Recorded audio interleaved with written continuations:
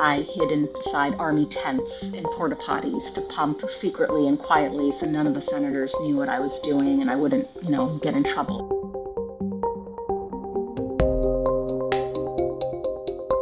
I'm Raj Kumar, and you're in the DevX Book Club.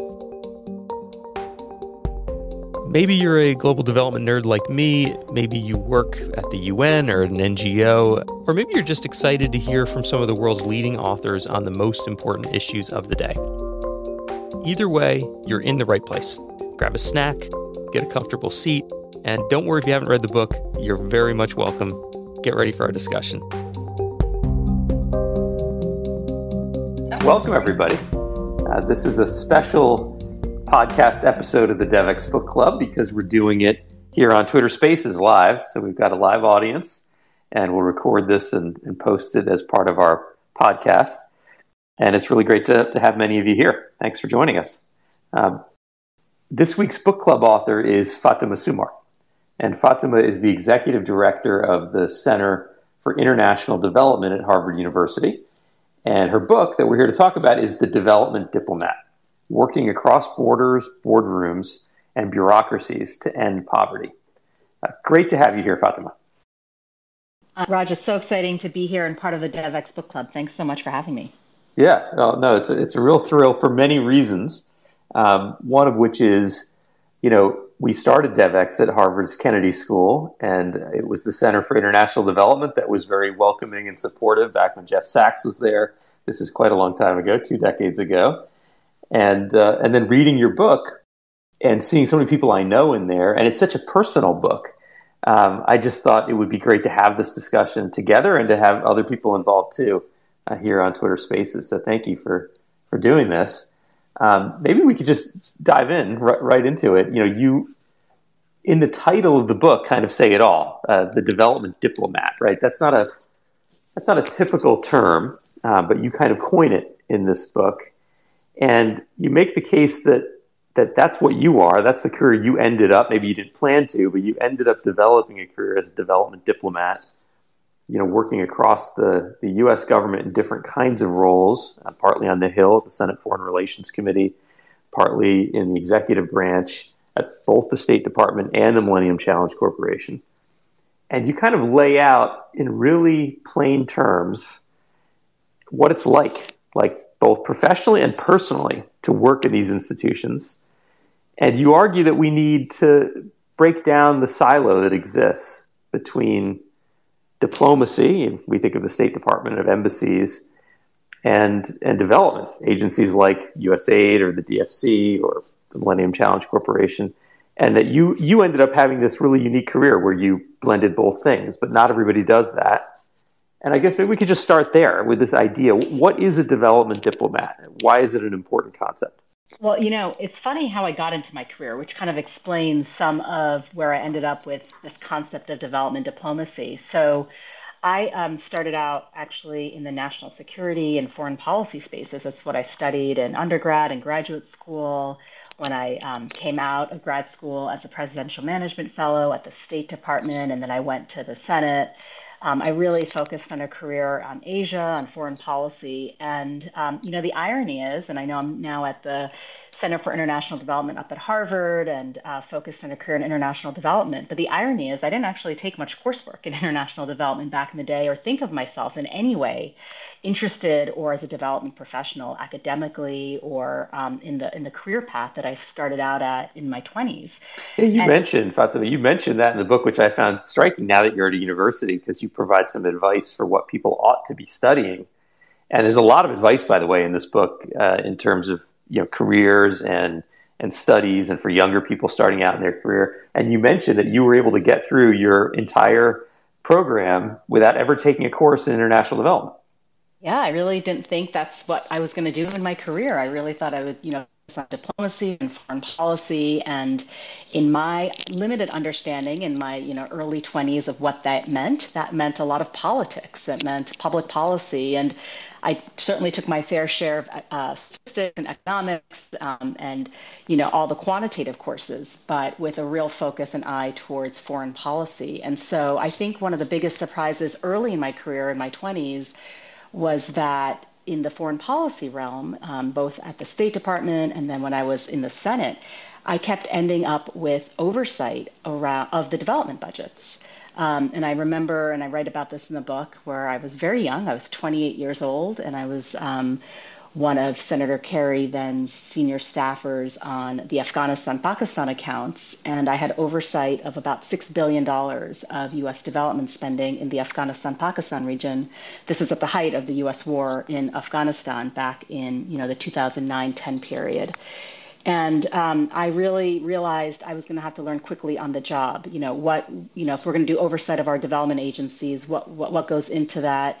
How is the money being spent? What does it mean to have successful development programming in Washington and Kabul and Islamabad and in other places? What were the perspective of our implementing partners and then those communities on the ground that were supposed to be benefiting from the aid? I ended up launching and doing years of congressional investigations on our development finance and how we were spending U.S. taxpayer dollars from U.S. aid and other agencies. And through that kind of back channel, backdoor way is how I learned a lot about development and learned on the job. To fast forward in my career, I ended up back as a senior diplomat at the State Department and then ended up in senior roles at the Millennium Challenge Corporation, which is one of our development agencies of the government. And in each of those positions and jobs, what I kept coming back to was the intersectionality between foreign policy and international development. And if I was going to be either a really good diplomat or a really good development official, I had to understand the other. I had to be able to speak the way the other side spoke, to be able to translate, and to be able to have the training required to really understand not just how to put a big development deal together politically and to be able to bring partners along in that journey, but how to design one, how to implement one, and how to do the oversight to make sure that the dollars were actually well spent. And so through the course of that journey in the US government for about 15 years or so, I realized that we're missing a fundamental space in how we are training the next generation. We train people right now in our public policy circles and worlds to be diplomats. We train them in foreign policy, national security, and public policy. And on the other side, we train them to be international development experts with serious quantitative and other types of academic training. But we don't train for these spaces in between, the development diplomacy spaces. And I've really had such a wonderful career, but the reasons I think that I've had the impact that I hope I've had in so many countries around the world, implementing, billions of dollars of programming, is because I could work across both those spaces in a fluid way. And I think that development diplomacy space is missing in our lexicon, it's missing in our training, and it's missing in the ways we actually work. I provided examples from the US government because it's where I worked, but I suspect that we could replicate and have similar examples from other bilateral and multilateral governments and spaces as well. I want to come back to some of this in our conversation, but let's just stay a little bit more personal to begin, because as I say, the book is really personal. And one of the reasons I connected a lot to it is you and I have some similar parallel histories in that you came as an immigrant. You had a very much an immigrant experience from Malaysia and India coming to California and New Jersey. I have a similar roots in India and a similar childhood growing up in New Jersey. So it was really fascinating to get your worldview. What is it, maybe just for those who haven't yet read the book, what is it about the way you were brought up that made you want to work in this space? And what was your experience like, coming from that background and ending up in this space? Well, Raj, and I mean, maybe you relate to this as well with your background, but as a child growing up, as an immigrant here in the United States, I mean, I didn't come from a family that, knew anything or was connected to politics or to foreign policy or to any of the things I do today, right? It was completely foreign in how we grew up. We barely even felt part of American society growing up. I mean, I think my dad's proudest moment I know is voting. That was a very big deal to him. But outside of voting in a presidential election, didn't really feel much connection either locally or nationally to my government or to the work that I now do today. And one of the reasons I chose in writing this book to be more personal and more vulnerable, which was, kind of hard for me actually in some ways to put so much of myself out there, is I think that we don't often talk about the stories behind what it takes to do these jobs. And for those of us that may not come from families or communities or societies that even understand what these jobs are, how to connect into that. I grew up, as in the 1980s, largely in New Jersey as a kid, where assimilation was kind of the name of the game. We weren't, I never used my real name until I was, I think, 24, 26 years old. And so when I first started pronouncing my name properly, I had a very Americanized version of my name for my entire childhood and college experience growing up because I was meeting people where they were at, not asking people to meet me where I was at. Um, and so, even though I was so interested in foreign policy and international relations from a young age, because I came from so many different parts of the world and was interested in language and culture and travel, I had no real kind of mentorship or experience either in my family or in my community about what to do with that passion or with that interest or how to connect with that. Um, Really, in many ways, wasn't until I got to graduate school where I found that mentorship, both academically and socially, to help guide me through those next steps. Most of my career, I worked in largely white male spaces where I was kind of the odd duck out. I worked Yeah, for some very, you talk about trying to learn about sports so that which I'm still you could struggling to learn about. gain you could have a conversation at some sports bar with Secretary Kerry. I thought that was a funny vignette in the book. So much of, I think, the immigrant experience, or those, maybe you're not an immigrant, but maybe you feel like an outsider or you're not part of the dominant norm of a culture, is really trying to figure out where is your place in this? Can you have a role? Can you make it? Can you be supported? What are the growing pains of a journey in these types of careers? And so I wanted to be personal and share some of those stories as a woman, as a mom, as an immigrant, as a Muslim, as a South Asian, and really trying to share with the next generation at least my version of that story, if it resonates for others. I think it really does, and just like you do in the book, I think in this conversation we can weave back and forth between the personal and the professional. And just going back to your original point about development diplomats, this basic idea that you have that's the core of the book. I can imagine people who have lived and grown up and worked through the silos saying, hang on a second, it's actually a problem that development and diplomacy are becoming increasingly linked. Looking at other countries that have actually merged their development agencies into their foreign affairs ministries, thinking about the UK and Canada and Australia as examples, and saying, you know what, we need to keep these things separate here in the US. And that feeling or that idea is out there at the same moment that, of course, China and the U.S. are in a growing conflict and competition that is including in this area, right? And so there's more and more. If you go to Capitol Hill, there's more and more bipartisan support for, anything anti-China, anything that's going to help the competition with China, we should do, and that's taking over a lot of the rationale for development spending. I guess I wonder, you've weaved through these two areas in your career, but do you think there's a chance here that the development side of the picture will end up losing out? That we'll end up in a situation where long-term development just loses to short-term foreign policy interests the more we merge these things together. I think I hear your point, Raj, and I would say that in some ways we're already losing out in the development community. I mean, so much of our foreign aid is already politicized. It's already serving national security and foreign policy aims first and foremost, right?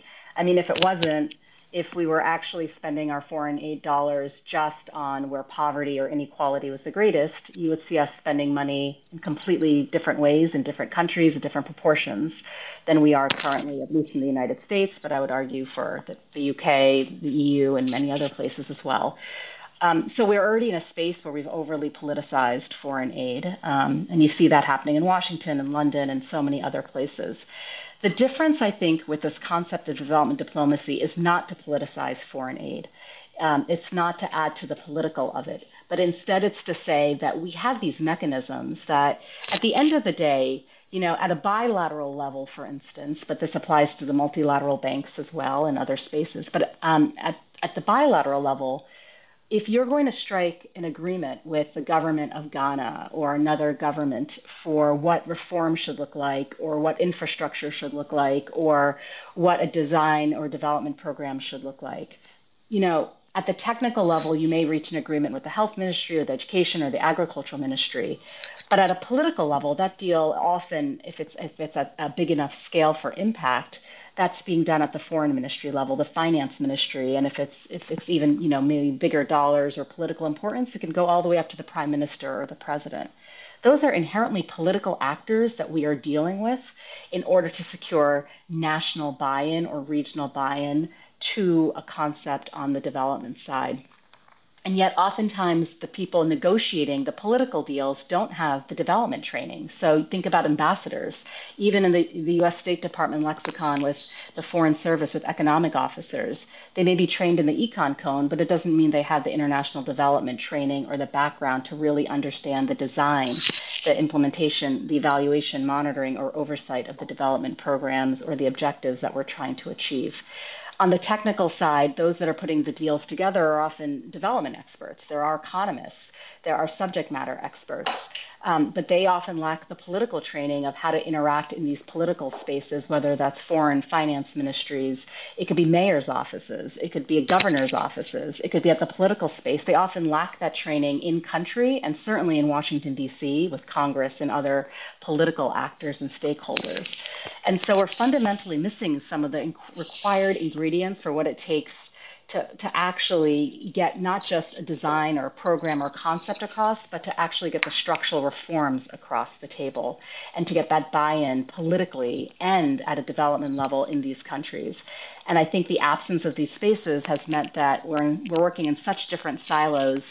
It's easy for aid to get politicized because we don't often understand what the actual development objectives are we're trying to do and how to make a better political pitch to those actors of why the money is needed where. Are you interested in the intersection of business and social impact? Do you want to know how corporate sustainability, ESG, impact investing, and more can contribute to development finance? My name is Advas Aldinger. I'm a senior reporter at DevEx, and I've been reporting on these issues for nearly a decade. I'm the author of DevEx Invested, our free weekly newsletter dedicated to development finance. Every Tuesday, we explore how companies, investors, and market mechanisms are reshaping the world of development finance. Visit devex.com/newsletters and join us on Tuesdays.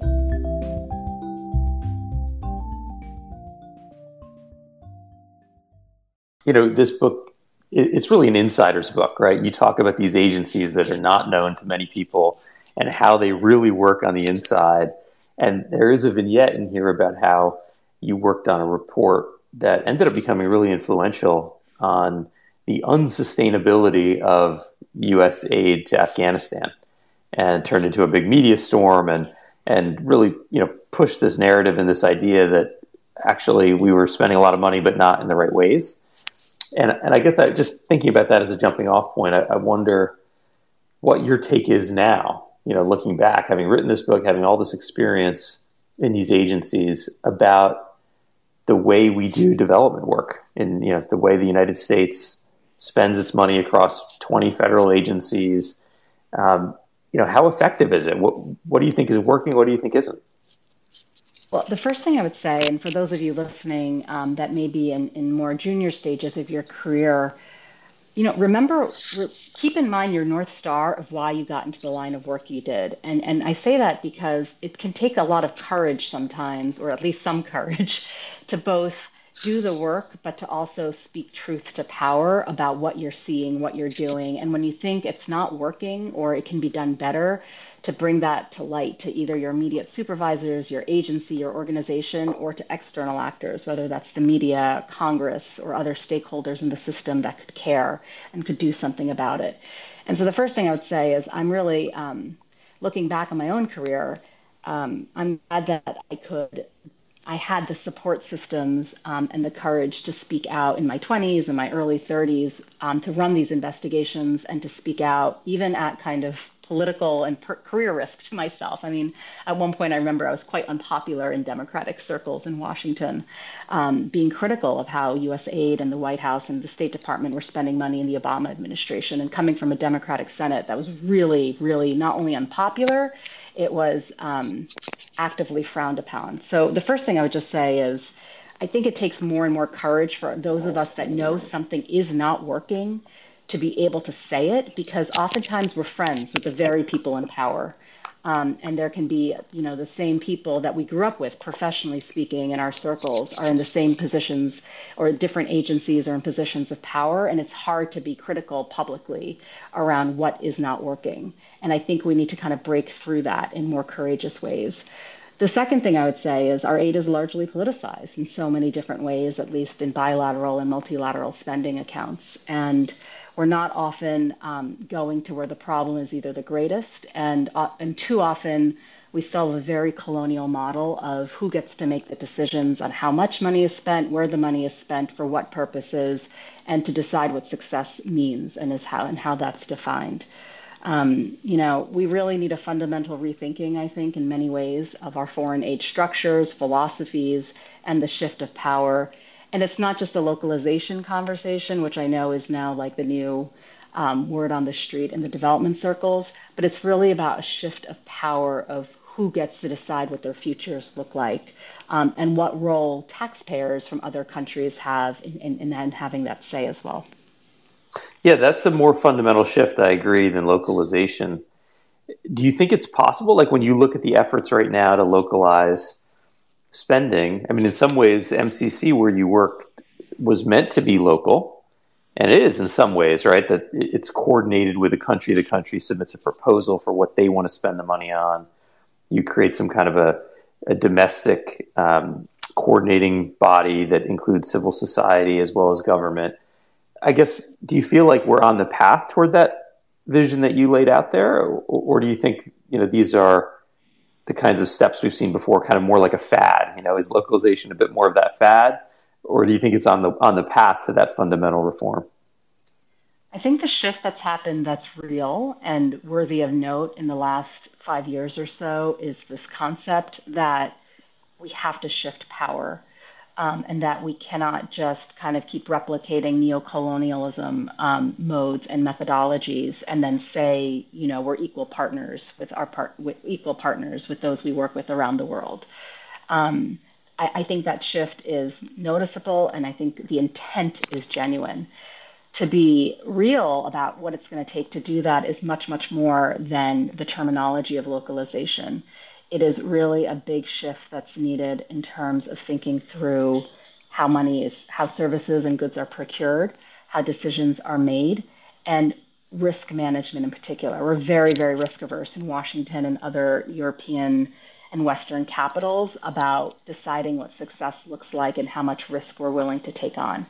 I think the other shift that's happening at the same time, that's not in the development community or about localization, is that you have countries all around the world, in Africa and Latin America and Asia and elsewhere, that want to own their own futures and don't want to be as dependent on the 1960s post World War II models of foreign aid anymore.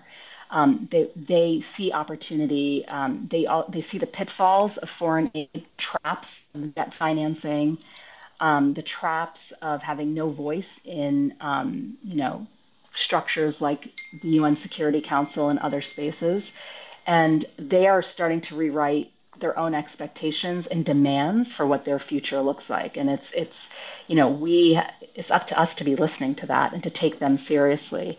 I think the future is not in Washington. It's not in, London or Brussels. I think the future is in Addis, and the future is going to be in Manila, and the future is going to be in Latin America and other places where that's going to be written. And we're going to have to start being more humble about the changes that are going to be forced upon us, even if we don't like it and it's not at the pace or the schedule that we wanted it to go on. And I think that's a hard shift, not just at the government level. I think it's a really hard shift for INGOs as well.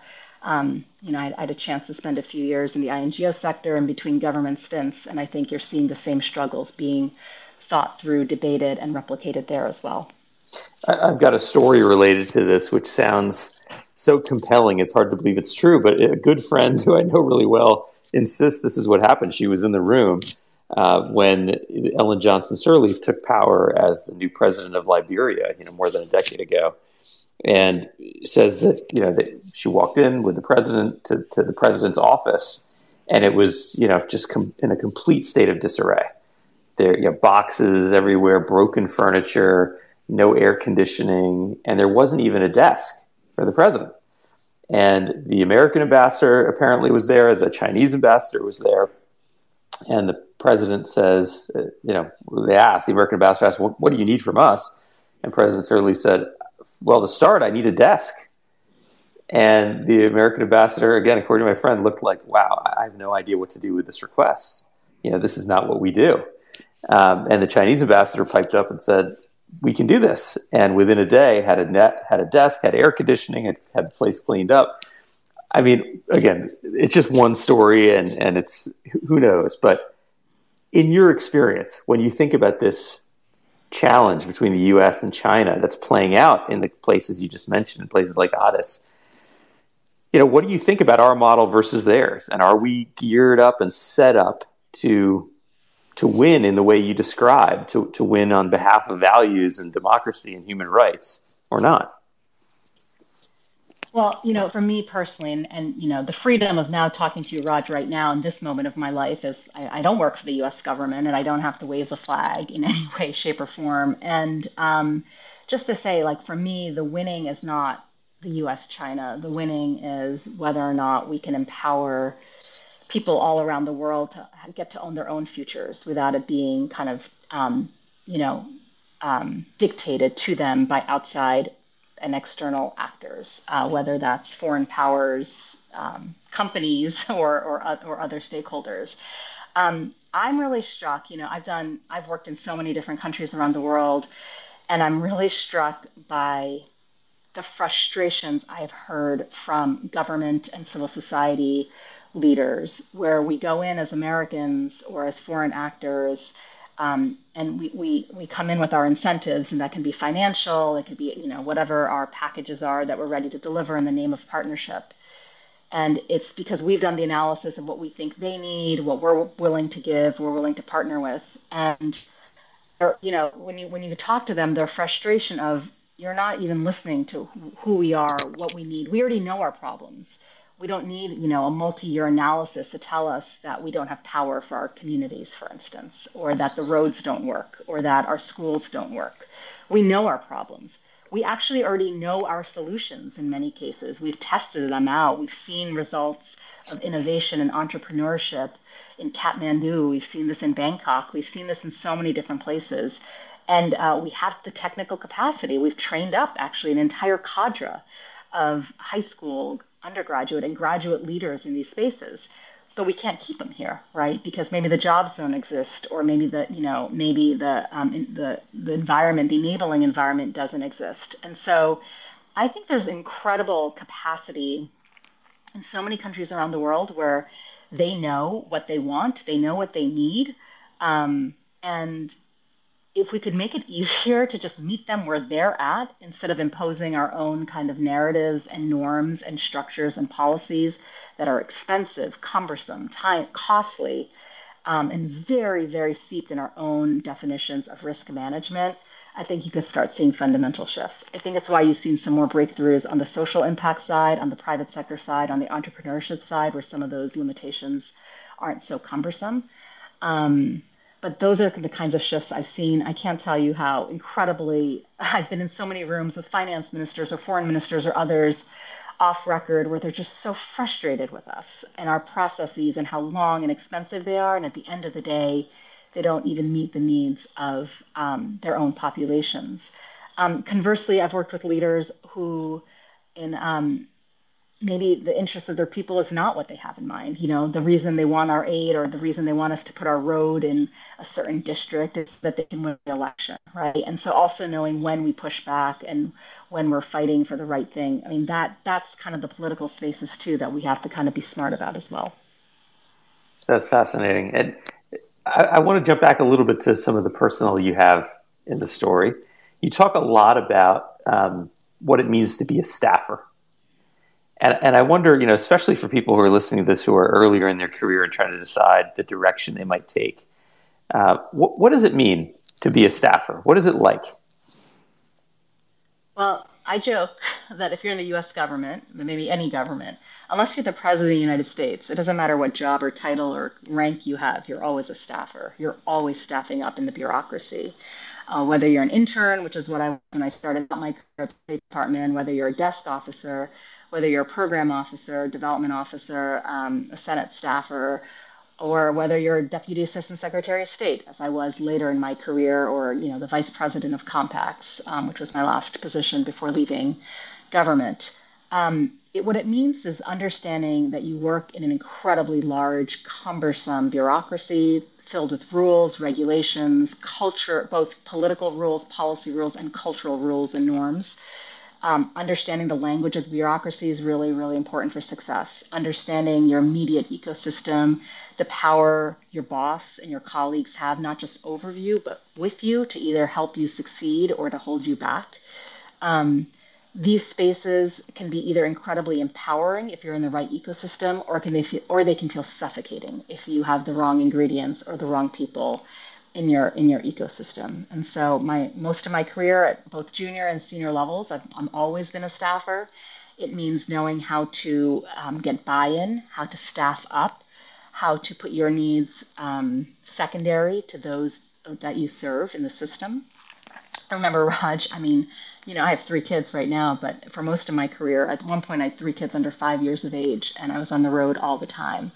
And I remember I gave birth to my third child, and I was still in the hospital. And I think like 3 hours later, my phone was going off on things that had not gotten resolved before I'd left for work. And my husband was like, "Put the phone away, it can wait." And I said, "I know, but at the end of the day, I need to come back to this job. I'm going on maternity leave, but I work in very political spaces where I have zero job security." And at that moment, and I felt like, even though I was in the hospital, I'd just given birth, a few hours before, I was like, I'll be damned if I don't answer those texts and give them the information that they need. I always felt that sense of like lack of job security and would do what it would take, even at personal sacrifice, to be able to do that. I think things have gotten better, in the system since, I had that run, but those are the kinds of things when you're in that staffer mentality and mode, it can feel hard because you can feel like you're sacrificing also not just your professional life sometimes to making sure that others' needs are met, but on the personal side as well. Yeah, you talk a lot about the trade-offs of being a young mom. You talk about for women who are managing family responsibilities, that there's a personal toll from this kind of work. I guess maybe can you talk a little bit more about that? Like if you were advising a younger woman who is thinking about this kind of career path, would you do it again? I mean, you went through quite a lot actually, as you detail in the book. And as you say, it's kind of hard to say no, right? It's a job where they say, we need you to fly to Afghanistan or Sri Lanka tomorrow. You got to go. And that's particularly hard with little babies. You talk about pumping breast milk in war zones. Speak a little bit more to that and what you advise younger people. Yeah. Well, first, look, I've had this incredible career. I mean, honestly, if I die tomorrow, I will die with no regrets in terms of my career and feeling incredibly blessed to have the opportunities that I had. So I feel incredibly grateful, and I'm incredibly grateful to all the people that I worked with and for who created those spaces and opportunities for me, including many, many men and white men in the system, and senior, powerful people in the system who created space for me to be at the table. I'm incredibly grateful to them. That all being said, these careers can be incredibly taxing if you're trying to manage family life, if you're trying to kind of balance your personal and professional, and to do it if you don't have a whole lot of support at home. Maybe you don't have parents nearby or other support systems and you feel much more isolated on your own. They can be really difficult. I mean, most of my career during this point when I was on the road. I think I covered during this time period of the book about 750,000 miles around the world in dozens of countries. It wasn't just, the leaving DC to go get on a plane and travel and then come back exhausted. It was also facing security threats, including death threats when I traveled, war zones for sure, but also trying to figure out how to keep, my breast supply up. And when I was pumping, I was pumping for most of my time during this time because I had three young kids. And I think I never talked openly about it. I always hid that I was doing it. I remember this one time in Afghanistan, we flew in on a CODEL with other senators to some of our NATO bases. And I hid inside army tents in porta potties to pump secretly and quietly so none of the senators knew what I was doing and I wouldn't, get in trouble. And I perceived at that point that I could gotten, that I didn't know how to talk about it. I didn't feel comfortable talking about it. Um, so, I think balancing the motherhood part, especially when you have young kids and you're so exhausted all the time and you can't even think straight on a good day, balancing that with always being on can be really exhausting. I mean, one of the things I don't talk so much about in the book, but I'm reflecting more on, it's not just showing up to work and being there for everybody else. It's also for women having to look the part, having to look put together, polished, dressed, and, have an image of that you belong, right? And that takes time. I mean, I don't know for you, Raj, but for me, it takes time to do my makeup and my hair and to get the clothes and the jewelry and all the things that we need to do behind the scenes that we don't openly talk about, that adds hours and hours to our lives every week and month that we don't talk about in these spaces. And so it's exhausting. I mean, it's just openly exhausting, hard, and there's very little or too little recognition, I think, about the toll that we are asking women in particular and moms and parents to juggle and place to do all of this in the support systems that we just don't have in so many of our societies right now, especially with the cost of childcare being so expensive. I think I write about this in the book. I mean, most of my salary at this point went directly to pay off my childcare costs, which with three kids living in DC, I think at one point we're close to $50,000-$60,000 a year is what I was paying all in just childcare alone.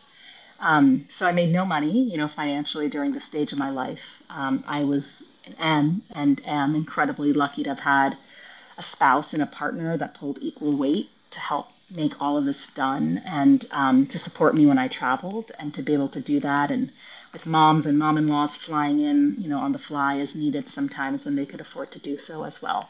So yeah, it's hard. I share a lot of stories for those of you that haven't had a chance to read it. I share some of the stories of what that actually looks like, the toll it can take on a marriage, what it looks like to balance the motherhood pieces of this. I don't think we talk enough about this as we think about these careers. And so I wanted to at least be able to share some of what I went through in the hopes that it can help others going through similar journeys and to say it gets better.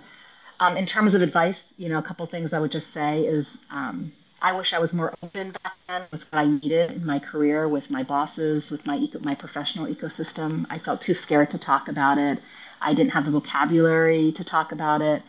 No one else was talking about it either, so I didn't, and I didn't lean into that. I wish I had. I think it's a little easier now in the culture we have, but please lean in. Talk openly about what you need and talk openly about your struggles and what it's taking for you to make it work. I think we just have to have these conversations. It's super important. And then the second thing I would say is you need some type of support structure to help you survive. So making sure that you can cobble that together organically, whether that's a spouse, whether that's friends, family, whether that's people in your community, on your neighborhood, on your street, that you're going to band together to support each other. It does take a village. We don't live in villages in the United States, but it takes a village to make this work, and so you have to create your own. Yeah, I think it's one of the great parts of the book is how open you are about all of those challenges, and even at one point, speaking out and getting to take Fridays off to be with your kids, which sounded like it was a pretty big thing to do and made a big difference. One of the things you have at the book at the end is a section where you have advice and ideas, and you talk about how we need to maybe rethink the role of travel in this work. And obviously you wrote this book during the pandemic.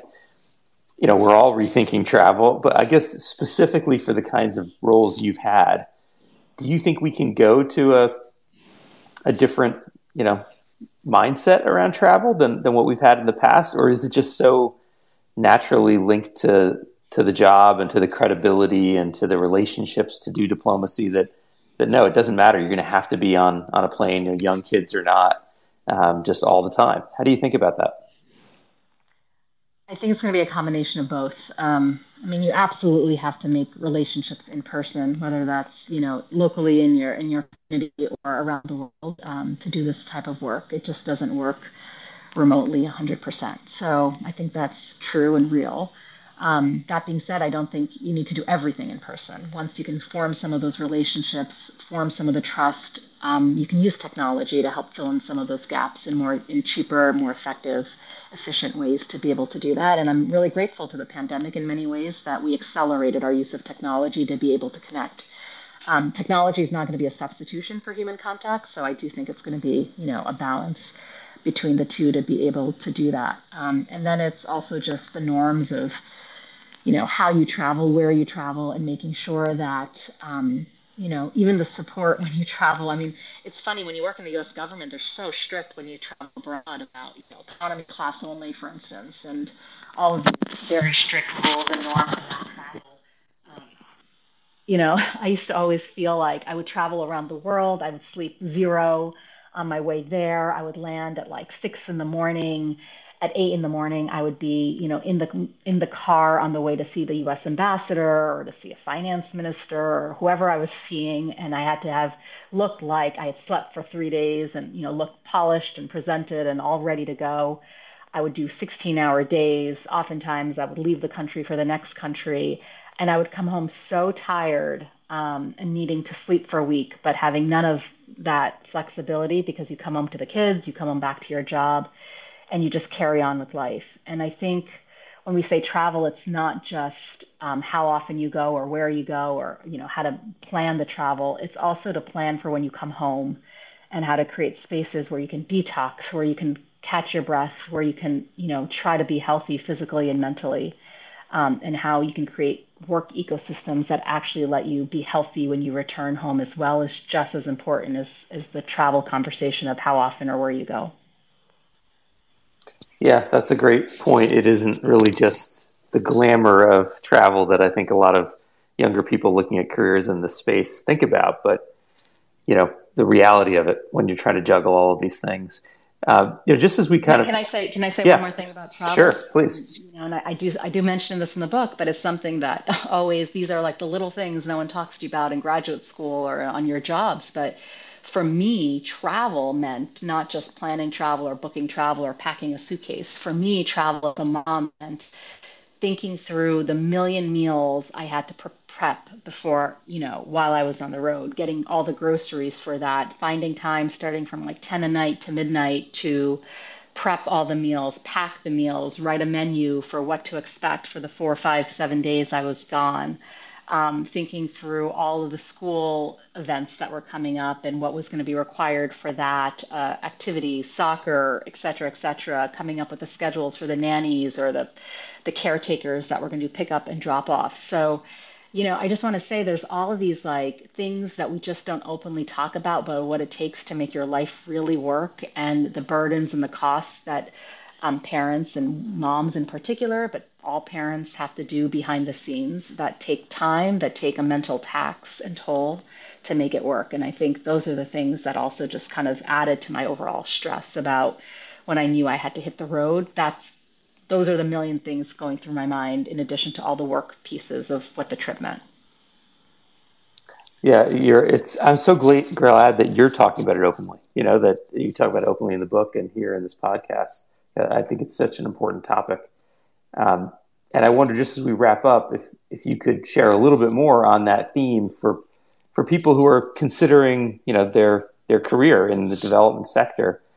This is a really changed space from when you got into it, right? There's so many more foundations and NGOs and private sector players, and some of the big institutions have been changing and reforming. What do you think about a career in this space? What kind of advice are you giving to the graduate students you deal with every day at the Harvard Center? So the book ends with two chapters that are all about so what does this mean for you if you're a student, if you're a grad student, undergrad, if you're just starting out your career, or maybe you're even mid-career, what does this mean for you? And I break it up into 21 recommendations. It's because the book came out in 2021, so I came up with 21 recommendations for the next generation of what I'm calling development diplomats. And first, just to say, while I'm honest in the book about the struggles, about the exhaustion, about some of the obstacles I faced, I do that in service of what I think is incredible career that people can have in this development diplomat space. And I hope we can train up intentionally an incredibly rich new generation coming down the pike of development diplomats. So the book has 21 recommendations, and it's split into 6 different themes. And the themes are around money, bureaucracy, politics, language, emotional intelligence, and diversity. And for each of those 6 themes, I have specific recommendations for things that I think you should either look at differently or consider or learn differently than what you may have either studied or what you're doing in your current line of work.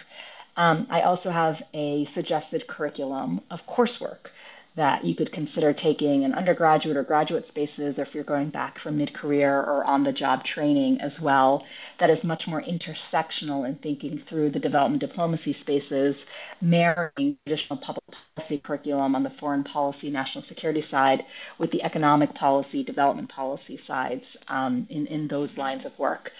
So those are pieces in the book that both are summarized in chapters 13, 14. There's a cheat sheet with all 21 of them in the book as well for easy reading. And I would love for graduate public policy programs, both at the Kennedy School and beyond, to kind of really lean into this concept of development diplomacy, to think differently about how we can train the next generation. And even institutions like the Foreign Service Institute at the U.S. State Department and other similar foreign service agencies as who are training their next generation of diplomats as well. I think it's an incredibly rewarding space. We need the diversity at the table. We need women at the table. We need people from all walks of life at the table. And to be able to support a healthy ecosystem for them to be able to do that, we need everyone to lean in, be open and honest about what it's going to take for us to get there and to build this next generation's potential together. I'm really excited to do that. It's one of the things I'm most excited about being now at the Center for International Development up at Harvard, and I'm excited to see how we can do this together. Well, Fatema Sumar, I just want to thank you so much for taking the time to have this conversation. And, there's nothing better than hearing someone's personal story as a way to make the point, which you very much do in this discussion and in the book. The book is The Development Diplomat, Working Across Borders, Boardrooms, and Bureaucracies to End Poverty. Thank you so much, Fatema, for taking the time to have this discussion today. Raj, thank you so much. Thank you for also always sharing your story with us so openly. Thanks for helping us connect dots across our own silos through the work you're doing at DevX. Thanks to the DevX Book Club. I really appreciate this profile. And just the last thing I just wanted to say is I really wrote this book for all of you. I mean, I wrote it walking in the woods, and during the pandemic is when the idea came to mind to be more honest and open about what it takes to have these types of careers, the behind the scenes pieces here. And to really help inspire the next generation so that we can have impact all around the world and have rich and meaningful lives. So thanks for reading it. Thanks for commenting on it. And I'm excited to build development diplomacy together with all of you. So thanks, Raj.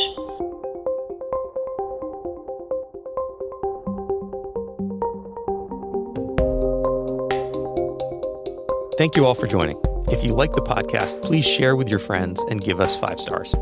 And we really do want to hear from you. Please leave your thoughts in the comments or send me a message on Twitter at Raj_DevX. To learn what we're reading next, make suggestions for future guests, or submit questions for authors, be sure to sign up for our DevX Book Club mailing list, which you can find in the description of the show wherever you're listening to this. If you care about global development issues and you want the latest news, don't forget to subscribe to the DevX Newswire at the link in the comments, where you'll get the day's top global development breaking news, analysis, and opinion, as well as the date of the next book club. Until then, do good out there, and thanks for joining.